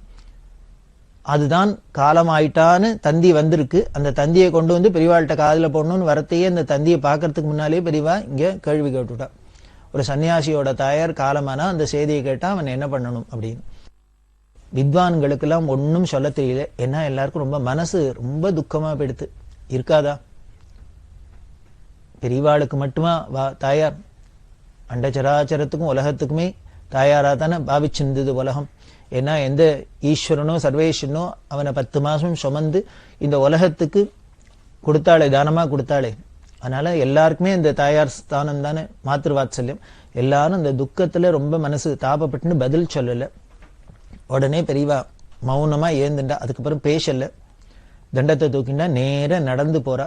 நடந்து போனா பக்கத்துல கைலாச கொனை, சதாசிவ கொனை, அம்மவாறு கொனை அப்படின்லாம் அந்த பிரதேசத்துல இருக்கு. தெலுங்குல கொனை அப்படின்னாக்க அருவி சொல்லுவா போல இருக்கு. அந்த கைலாச கொனை, கைலாச நீர்வீழ்ச்சி, அது மாதிரி எல்லாம் இருக்கு. சதாசிவ நீர்வீழ்ச்சி அப்படின்லாம் இருக்கு. இன்னமும் இருக்கு. பெரிய டூரிஸ்ட் ஸ்பாட் மாதிரி இருக்கு. ரொம்ப இயற்கை காட்சிகள் நிறைஞ்ச இடம். ரொம்ப ரம்யமா இருக்கக்கூடிய, ஏகாந்தமான இருக்கக்கூடிய இடம். உடனே இந்த அருவிக்கு போனா, அருவியில போய் பெரியவா ஸ்நானம் பண்ணினா அதுக்கப்புறம் கூட வந்தவா அத்தனை பேரும் அதுக்குள்ள இந்த விஷயம் காட்டு தீயா ஊர் முழுக்கலும் பரவிடுத்து. பெரியவாளோட தாயார் காலமாயிட்டா, பெரியவாளோட தாயார் காலமாயிட்டான்னு எல்லாரும் அழுத கண்ணோட பின்னாலேயே போய் அந்த அருவியில ஸ்நானம் பண்ணி அதுக்கப்புறம் பெரியவா மௌனமா தன்னோட இருப்பிடம் வந்துட்டா. சாஸ்திரத்துல அதுதான் சொல்லியிருக்கு. ஒரு சன்னியாசி தன்னோட தாயார் காலமாயிட்டான்னு கேள்விப்பட்டா என்ன பண்ணலான்னு வேற ஒண்ணும் பண்ண முடியாது, ஸ்நானம் பண்ணல, அவ்வளவுதான். அது கூட தாயார் காலமான செய்தியை கேட்டாதான். அப்படி ஒரு தாயாருங்கிற ஸ்தானம் நமது சாஸ்திரத்துல, நமது மதத்துல அவ்வளவு முக்கியமா கொடுக்கப்பட்டிருக்கு. அப்படி பெரியவாளோட தாயார் காலமான நிகழ்ச்சி எல்லாரையும் ரொம்ப உருக்கித்து. அதுக்கப்புறம் மடத்துல எல்லாருமா சேர்ந்துட்டு பெரியவாளோட தாயாருங்கிறதுனால கானங்கள் எல்லாம் பண்ணணும் அப்படின்லாம் சொன்னா எல்லாம் பெரியவா ஒன்னுத்துக்கும் சொல்லல, விஷாத இருந்துட்டு சாட்சி மாத்திரமா இருந்துட்டா. அதுக்கப்புறம் கார்வேட் நகரம் அப்படிங்கிறதுக்கு வந்தா. அங்கேயும் ராஜா, கார்வேட் நகர ராஜா இருக்கார். அதுக்கப்புறம் இந்த காசி யாத்திரை போது 32ஆம் வருஷம் அங்க போனது. அங்க போய் ரொம்ப உபச்சாரம் பண்ணினா. அதுக்கப்புறம் பெரியவா 1971ஆம் வருஷம் இந்த கார்வேட் நகர ராஜாவோட பிரார்த்தனைக்காக போய் அந்த கார்வேட் நகரத்துல 1 வருஷம் போல இருந்தா. அதுக்கப்புறம் அங்கேருந்து 1932ஆம் வருஷம் வியாச பூஜையை புக்கங்கிற இடத்துல பண்ணினா. முதல்ல சொன்னேன், புக்கங்கிற இடம் குஷஸ்தலி நதி ஓடுற இடம், பஞ்சகங்கா அப்படின்னு அருவி இருக்கிற இடம், ரொம்ப ரம்யமான இடம், ரொம்ப அழகா இருக்கும். அந்த இடத்துல போய் பெரியவா அந்த வருஷம் புக்கையில வியாச பூஜையை பண்ணினா 32ஆம் வருஷம். அந்த சாதுர்மாசி விரதங்களை முடிச்சுண்டு திருத்தணியில சுவாமி தரிசனம் பண்ணிட்டு, சுப்பிரமணிய சுவாமி தரிசனம் பண்ணிட்டு 1932ஆம் வருஷம் செப்டம்பர் மாசம் 22ஆம் தேதி சென்னை மாநகரத்துக்கு விஜயம் பண்ணினா. முதல்ல பெரியவாளோட திருப்பாதம் 1932ஆம் வருஷம் செப்டம்பர் மாசம் 28ஆம் தேதி சென்னை நகரத்துல பெரியவாளோட பாதம் பட்டுது. அந்த வருஷம் நவராத்திரி பூஜையை மெட்ராஸ்ல பண்ணினா. சமஸ்கிருத காலேஜில் மயிலாப்பூர்ல தங்கி இருந்தா. அதுக்கப்புறம் பல இடங்களுக்கு சென்னை மாநகரத்துல விஜயம் பண்ணினா. இந்த சென்னை மாநகரத்துல பெரியவா உபன்யாசம் நிறைய பண்ணினா. தினம் சாயந்தரம் உட்கார்ந்துட்டு சிம்மாசனம் பார்த்தேன்னா ஒரு போட்டோவே இருக்கும். இன்னும் மயிலாப்பூர் சமஸ்கிருத காலேஜில் இந்த 1932ஆம் வருஷம் பெரியவா உபன்யாசம் பண்றதே எடுத்த போட்டோ இன்னமும் பெருசா அங்க வச்சிருக்கா. எந்த இடத்துல எந்த ஹால்ல உட்கார்ந்து பெரியவா பண்ணினாலோ அந்த இடத்துல அந்த போட்டோவை அப்படியே வச்சிருக்கா. வெள்ளி சிம்மாசனத்துல உட்கார்ந்துன்னு சக்கரவர்த்தி மாதிரி பெரியவா பல விஷயங்களை உபன்யாசம் பண்ணியிருக்கா. அப்படியிலேருந்து ஆரம்பிச்சதுதான் பிற்காலத்துல 57, 58, 59 இங்க மயிலாப்பூர்ல இருக்கிறதையும் மெட்ராஸ்ல இருக்கிறதையும் அந்த உபன்யாசம்லாம் தொடர்ந்தது. அதெல்லாம் தான் தொகுக்கப்பட்டு தெய்வத்தின் குரல் அப்படிங்கிற தலைப்புல ஒரு பெரிய புஸ்தகமா ராகண்மதி அண்ணா அவர்கள் எழுதி வெளியிட்டு இருக்கா. அப்படி மெட்ராஸ்ல இருந்தா. அப்போ பிடி பாணியன்கோ அப்படின்னு ஒரு கம்பெனி, அதோட முதலாளி தண்டமாணியர் அப்படிங்கிறவர் பரம பக்தர் பெரியவாள்கிட்ட. அவர் என்ன பண்ணார், பெரியவாளுக்காக யாத்திரைக்காக ஒரு மேனா பண்ணி கொடுத்தார். என்ன அப்படின்னா பெரியவாளை பார்க்கிறவாள்லாம் ஏதானும் பெரியவாளுக்கு உபயோகமா நம்ம ஒரு கைங்கரியம் பண்ண மாட்டோமா, ஏதானும் ஒரு சாமான் கொடுத்துட மாட்டோமா, ஏதானும் சாமான் கொடுத்த மாட்டோமா அப்படின்னு ரொம்ப தாபத்துல அவ போட்டி போட்டுன்னு என்னெல்லாமோ பண்ணுவா. அது மாதிரி இந்த பேட்டி பாணியன் தண்டபாணியர் பெரியவாளுக்கு ஒரு மேனா சவாரி பண்ணி கொடுத்தார். அவ யாத்திரைக்கு சௌரியமா இருக்கட்டுமே அப்படின்னு. அதுக்கப்புறம் இந்த மெட்ராஸை சுத்தி பல இடங்கள்ல பெரியவா இருந்தான்னு சொன்னேன். திருமங்கலம் அப்படின்னு இருக்கு, அண்ணா நகருக்கு பக்கத்துல திருமங்கலம் அப்படின்னு. அந்த திருமங்கலத்துல ஏகே ரங்கநாதையர் அப்படின்னு ஒரு பக்தர், அவர் ஓட்டு ஃபேக்டரி வச்சிருந்தார். அந்த காலத்துல பார்த்தீங்கன்னா அந்த திருமங்கலம் அப்படின்னு இந்த பூந்தமல்லி வரைக்கும் எல்லாமே இந்த செங்கல் சூளையா இருக்கும், ஓடு தயாரிக்கிற ஃபேக்டரியா இருக்கும், அது மாதிரி இடமா தான் இருந்தது அது. அதுல இந்த ஏகே ரங்கநாதையர் ஓடு தயாரிக்கிற ஃபேக்டரி வச்சிருந்தார். இந்த ரங்கநாதையர் பிரார்த்தனை பண்ண தன்னோட ஃபேக்டரிக்கு வரணும், அங்க திருமங்கலத்துல வந்து விஜயம் பண்ணணும், பெரியவா இருக்கணும் அப்படின்னு ஆசைப்பட பெரியவா அங்க போய் இருந்தா கொஞ்ச நாளைக்கு. அப்படி இந்த திருமங்கலத்துல இருக்கிறதே சங்கராந்தி பொங்கல், மாட்டு பொங்கல், கனு மாட்டு பொங்கல் அப்படின்னு சொல்லுவா. அந்த மாட்டு பொங்கல் அன்னைக்கு ஹரிஜன தலைவர் MC ராஜா அப்படிங்கிற பக்தர், அவர் தன்னோட மனைவி குடும்பத்தோட பெரியவாளை தரிசனம் பண்றதுக்காக வந்தார். இந்த MC ராஜாவை பத்தி தெரியாதவா இருக்க முடியாது. ஹரிஜன அந்த சமுதாயத்துக்கு ஒரு பெரிய தலைவராக இருந்தார். பார்லிமெண்ட்லயா இருக்கட்டும், அசம்பிளிலயா இருக்கட்டும், எல்லாத்துலயும் மெம்பரா இருந்தார். அந்த காலத்துல லண்டன்ல நடந்த முதல் வட்டமேஜ மாநாட்டுக்கு இவர் போய் அட்டென்ட் பண்ணியிருக்கார். அது மாதிரி பல தேச சேவையில ஈடுபட்டவர், சமுதாய பணியில ஈடுபட்டவர். அவர் பெரியவாளை வந்து தரிசனம் பண்ணினார். பெரியவாள்கிட்ட பல விஷயங்கள் அவர் மனம் விட்டு பரமாறிந்தார். இந்த MC ராஜா வரப்போறா அப்படின்னு மடத்துல இருக்கிற சில பேருக்கெல்லாம் கொஞ்சம் கவலையா இருந்தது. காரணம், அந்த காலத்துல இந்த ஆலய பிரவேசத்தை பத்தி ஒரு பெரிய பிரச்சனை ஏற்பட்டது. ஆலய பிரவேசம் பண்ணணும் அப்படின்னு அரசியல் ரீதியா அதுக்கு ஒரு பெரிய முக்கியத்துவம் கொடுத்து அதை ஒரு இயக்கமா பண்ணிட்டுலாம் வந்திருந்தா. அப்படி இருக்கிறதே அதுல ரொம்ப ஆச்சார அனுஷ்டானமா சாஸ்திரோக்தமா இருக்கிறவாளுக்கும் இவாளுக்கும் அதுல ஒரு அபிப்பிராய பேதம் வந்தது. சாஸ்திர விரோதமா அப்படி பண்ணக்கூடாது, சாஸ்திரம் எது பண்ணலாம்னு சொல்லியிருக்கோ அதைத்தான் பண்ணணும், எதை பண்ணக்கூடாதுன்னு தடை விதிச்சிருக்கோ அதெல்லாம் பண்ணக்கூடாது, அதுதான் சம்பிரதாயம் அப்படிங்கிறத ஃபாலோ பண்ணணும் அப்படின்லாம் இவாள்லாம் சொல்லியிருந்தா. அதுக்கு அவள்லாம் எதிர்ப்பு தெரிவிச்சிருந்தா. அதனால ஒருத்தருக்கு ஒருத்தர் பரஸ்பரம் அபிப்பிராய பேதம்லாம் இருந்தது. ஆனா பெரியவாளுக்கு எப்பொழுதுமே சாஸ்திர பிரமாணம் தான். சுவாமி கீதையிலே என்ன சொல்ற, தஸ்மாத் சாஸ்திரம் பிரமாணந்தே காரியா காரிய விவஸ்திதோ. எந்த ஒரு காரியத்தை மனுஷன் பண்ணணும்னாலும், இந்த உலகத்துல பண்ணணும்னாலும், எங்க பண்ணணும்னாலும் அதுக்கு ஏதோ ஒரு பிரமாணம் இருக்கணும். அதனால பெரியவாளும் இந்த சாஸ்திர பிரமாணப்படிதான் பண்ணணும் அப்படின்னு சொல்லியிருந்தா. அப்படி இருக்கிறது இந்த சமயத்துல MC ராஜா வராருனோன்னே எல்லாருக்கும் ஒரு பயம் வந்தது. அவர் ஏதானும் வந்து வாக்குவாதம் பண்ண போறாரு. ஆனா ஆச்சரியம் என்ன அப்படின்னு, அவர் அதுக்காக வரல, பெரியவாள்கிட்ட அந்தரங்கமான பக்தியில வந்து பெரியவாள்கிட்ட அவர் தரிசனம் பண்ணிட்டு பல விஷயங்களை பேசிட்டு, பெரியவாளும் தன்னோட கருத்தெல்லாமும் பல விஷயங்களை சொன்னா, நீங்க எதையும் ஒரு குறுகின நோக்கத்துக்கோட ஒரு அரசியல் ஆதாயத்துக்கோ அதுக்காக பண்ணக்கூடாது. பொதுநலத்தை உத்தேசிச்சு, ஒரு அமைதியை உத்தேசிச்சு, எல்லாரோட விஷயத்தை உத்தேசிச்சு தான் நாம எந்த காரியம் பண்ணாலும் பண்ணணும், அதுக்கு உண்டானதை யோசிக்கணும் அப்படின்னு அவருக்கு அட்வைஸ் பண்ண. எல்லாம் பண்ணி அவர் ரொம்ப தரிசனம் பண்ணி சந்தோஷப்பட்டு அவர் உத்தரவு வாங்கிக்கிறது. என்ன பண்ண, அவரோட சம்சாரம் பெரியவா அந்த நகர்ந்துனோன்னா அந்த பெரியவா நின்று எடுத்து பாததூளி மண்ணை எடுத்து தன்னோட மடியில கட்டிண்டு கண்ணால தாரதாரியா தண்ணி விட்டு அந்த அம்மா போனா. இதை பார்த்த எல்லாருக்கும் ஆச்சரியமா இருந்த, என்ன ஒரு பக்தி, பெரியவாளோட பாததூளி எடுத்து பூஜையில கொண்டு வச்சுக்கணும்னு ஆசைப்பட்டு எடுத்துன்னு போறாளே அப்படின்னு. இப்படிதான் யாரா இருந்தாலும் சரி, பரஸ்பரம் அவளோட நடவடிக்கையில சில வித்தியாசங்கள் இருக்கலாம், கருத்து வேறுபாடு இருக்கலாம். ஆனா பெரியவாள்கிட்ட பக்தி பிரியங்கிறது எல்லாருக்கும் ஒன்னா இருந்ததுன்னு தெரியுது. பெரியவா சரணம். இந்நிகழ்ச்சியின் அடுத்த பகுதி நாளை மாலை இதே நேரத்தில் ஒளிபரப்பாகும். பெரியவா சரணம். பெரியவா சரணம். அடுத்த நிகழ்ச்சி திருவாசக இன்னிசை. வழங்குபவர் ஸ்ரீ சத்குருநாத தேசிகர் அவர்கள். பெரியவா சரணம்.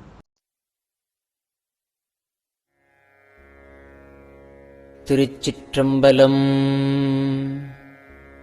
எண்ணப்பதிகம். பாருருவாய பிறப்பு அறவேண்டும்,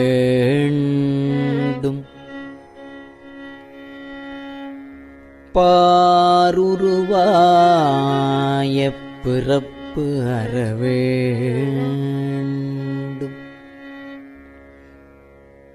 பத்திமையும் பெற வேண்டும்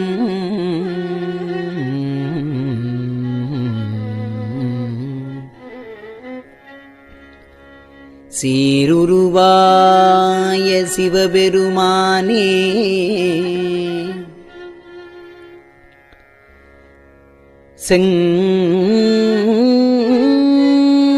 செங்கமல மலரு போல்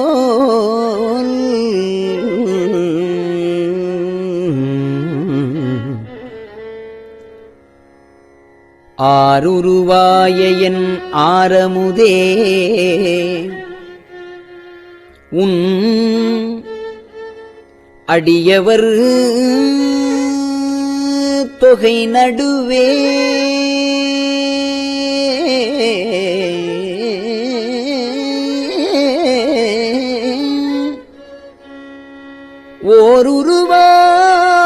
ஓருருவாயனின் திருவருள் காட்டி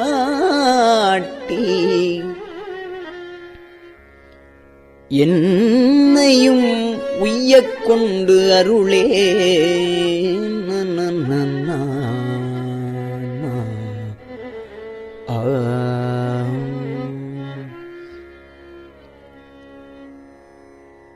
உரியேன் அல்லேன் உனக்கு அடிமை உன்னைப் பிரிந்து இங்கு ஒரு பொழுதும் தரியேன் நாயேன் இன்னதென்று அறியேன் சங்கரா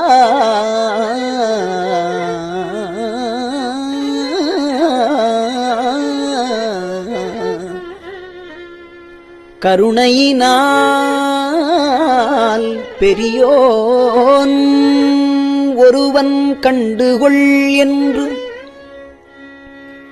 உன் பெய்கழல் அடிகாட்டி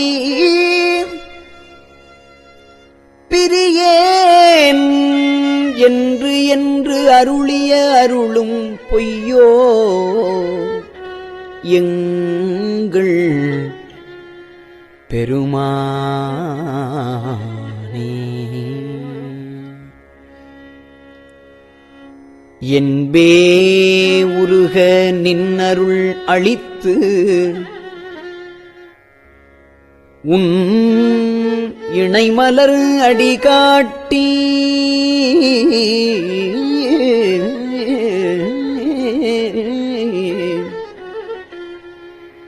முன்பே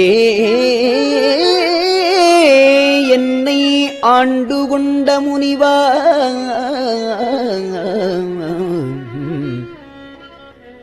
முனிவர் முழுமுதலே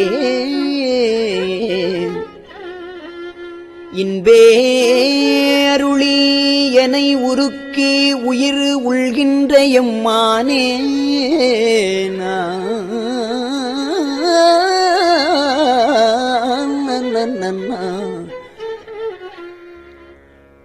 நன்பே அருளாய் என் உயிர் நாதா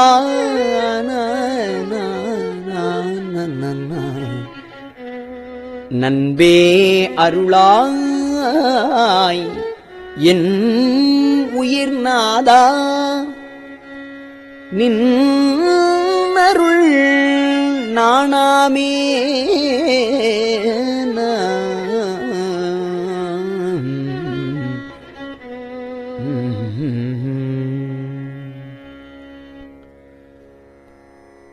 பத்தில நேனும் பணிந்தில நேனும்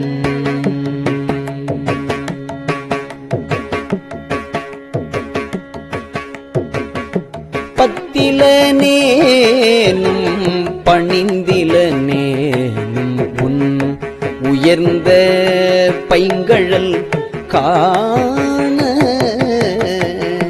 பித்தில நேனும்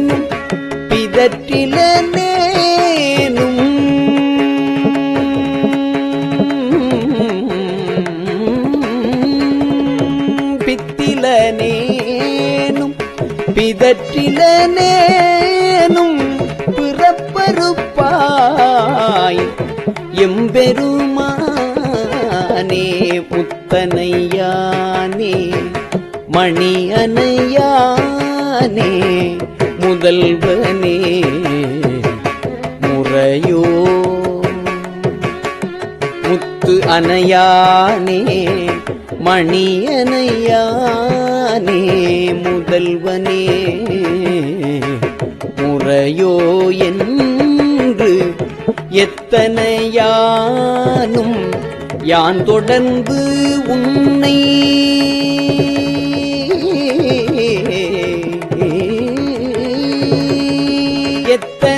எத்தனையானும் யான் தொடர்ந்து உன்னை எத்தனையானும் யான் தொடர்ந்து உன்னை இனி பிரிந்து ஆற்றேனே இனி பிரிந்து ஆற்றேனே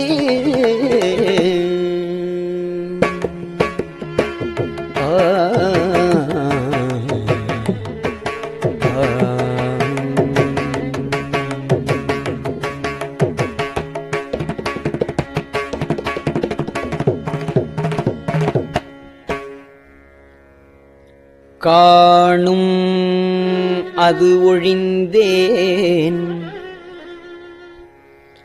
நின் திருப்பாதம்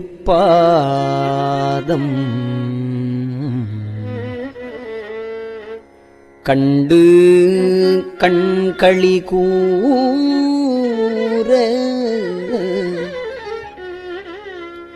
பேணும் அது ஒழிந்தேன் பிதற்றும் அது ஒழிந்தேன் பின்னை எம்பெருமானே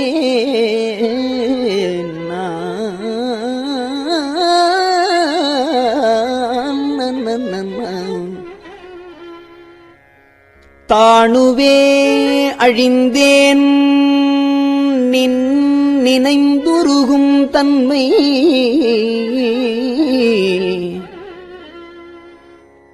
தானுவே அழிந்தேன் நின் நினைந்துருகும் தன்மை என் புன்மைகளால்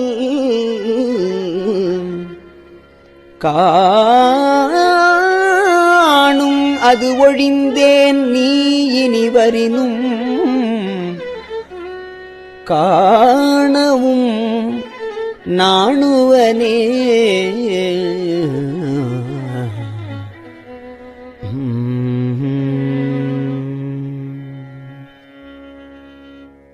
பால் திருநீற்று எம் பரமனை பரங்கருணையோடும் எதிர்ந்து பால் திருநீற்று எம் பரமனை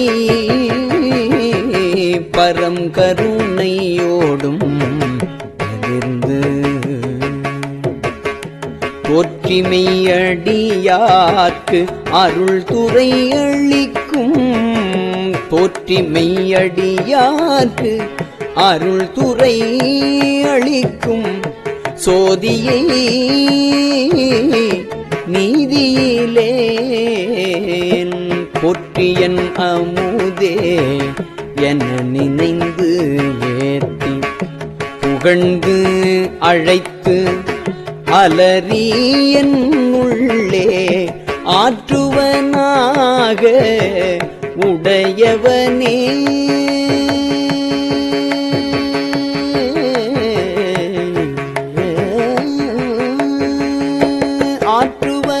ஆற்றுவனாக உடையவனே எனை ஆவையென்று அருளாயே ஆற்றுவனாக உடையவனே எனை ஆவ என்று அருளாயே ஆவ என்று அருளாயே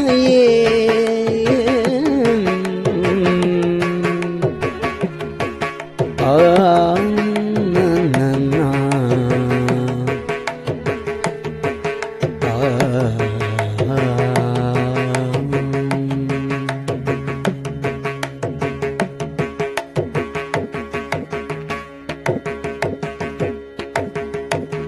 திருச்சிற்றம்பலம்.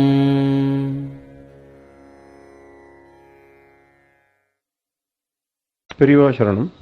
இந்நிகழ்ச்சியின் அடுத்த பகுதி நாளை மாலை இதே நேரத்தில் ஒளிபரப்பாகும். பெரியவா சரணம். பெரியவா சரணம். பெரியவா வானொலியின் இன்றைய நிகழ்ச்சிகளின் நிறைவாக திருப்பொன்னூசல் வழங்குபவர் சத்குருநாத தேசிகர் அவர்கள். பெரியவா சரணம். திருச்சிற்றம்பலம். திருப்பொன்னூசல். சீரார் பவளம் கால் முத்தம் கயிறாக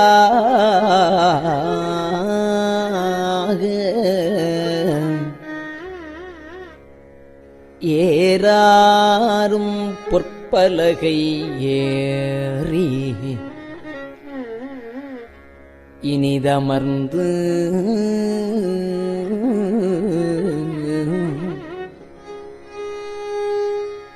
சீரார் பவளம் கால்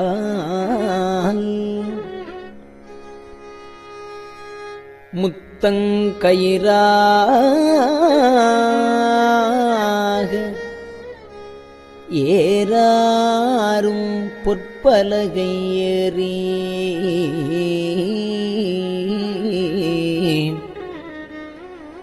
இனிது அமர்ந்து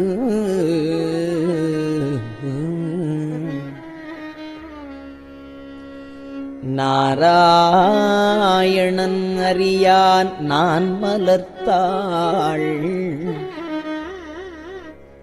நாராயணன் அறியான் நான் மலர்த்தாள். நாயடியேற்கு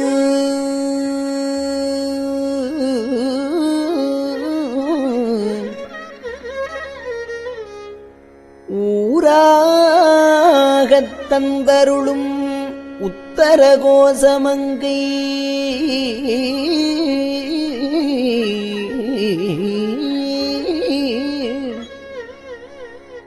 ஆராமுதின்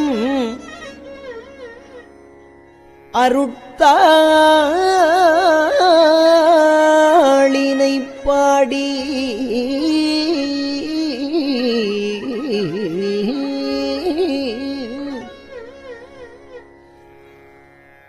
உத்தரகோசமங்கை ஆராமுதில்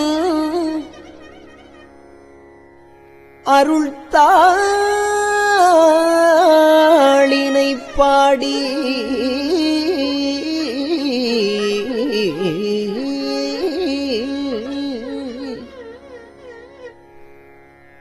போரார் வேர்க்கண்மடவி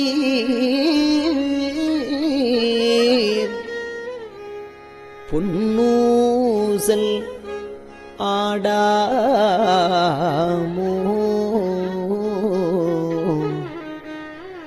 போரார் வேர்க்கண்மடவி பொன்னூசல் ஆடாமோ.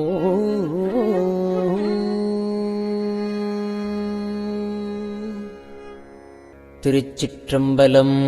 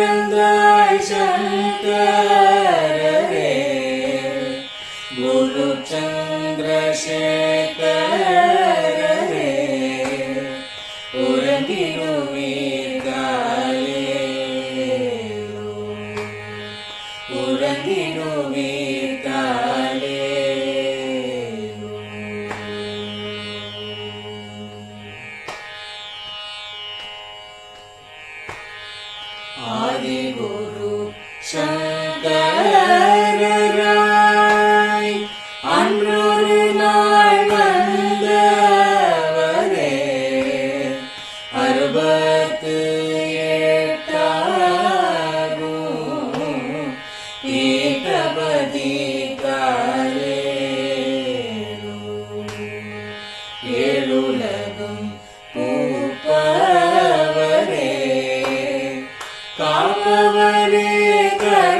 கடப்பவரே எல்லோர்க்கும் அருள்பவரே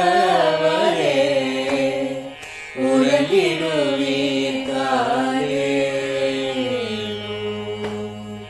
அயனுடனே மாலவனோ தேடிய பொற்பதத்தவரே அருமறைகள் சாற்றும் முயல் மலர்பதமே காலே முக்தி நிலை எய்திடவே சக்தி தரும் சத்குருவே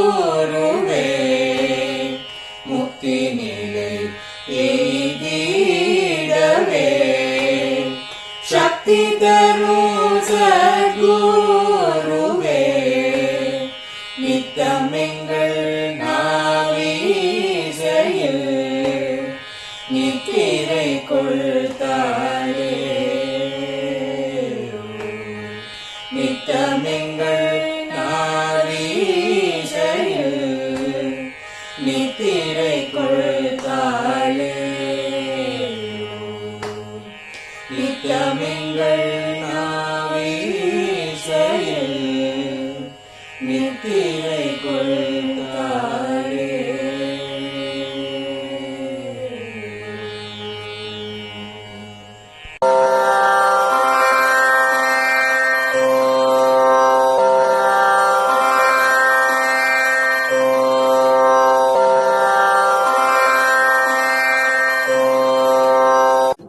பெரியவா சரணம். பெரியவா வானொலியின் மாலை நிகழ்ச்சிகள் இத்துடன் நிறைவடைகின்றன. எமது அடுத்த ஒளிபரப்பு நாளை காலை இந்திய நேரப்படி 6 மணிக்கு துவங்கும். பெரியவா சரணம்.